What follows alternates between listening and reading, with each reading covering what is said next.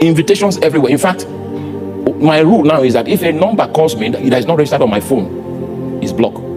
I don't need new friends. I don't need new invitations. I don't need to visit new places. The ones God has shown me, if I can achieve it with my lifetime, that is where I'm going. You become more focused. Opportunities for you to waste your life will come. And some of them come in form of preaching on opportunities. The more it starts becoming clear, you begin to see opportunities will be coming with intensity. But you can judge because God has begun to fine-tune you. How many of you have used the camera before and you are fine-tuning the lens so that the image becomes clearer? That's how God works on you. The more you walk with him, the more fine-tuned you become. You will know what is in your lane and what is outside of your lane. The more you walk with him, a lot of pastors want to be your friends, and there's nothing wrong with that. But as you become more precise, you will know that this kind of friendship will not, your values are different, your orientation is different, the direction you are going is different, and you want to become friends. Is that not? There's something wrong with that.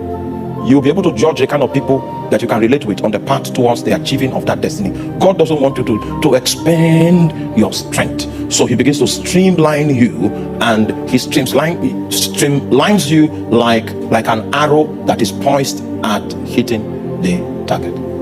Exactly. And that's not pride. It's not pride at all. It's just that you have come to a better understanding of your lane. There was a time where any invitation that came, I will preach.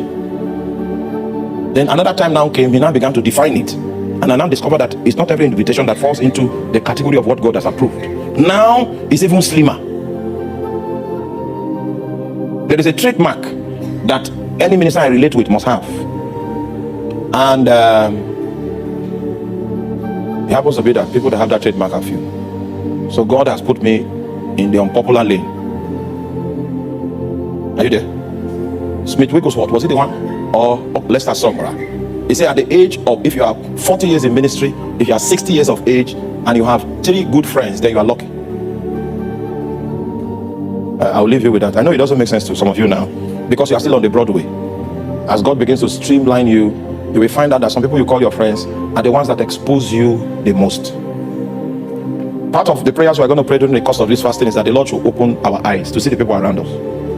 Then you might find out that you are in a canoe that is about to sink. So God begins to align you. He begins to, point you at purpose so that you can expend your resources to achieve God's will. So that's the burnt offering. Abraham responded to the advances of God by raising an altar of complete committal to God. And that is what we call consecration in the New Testament. God is interested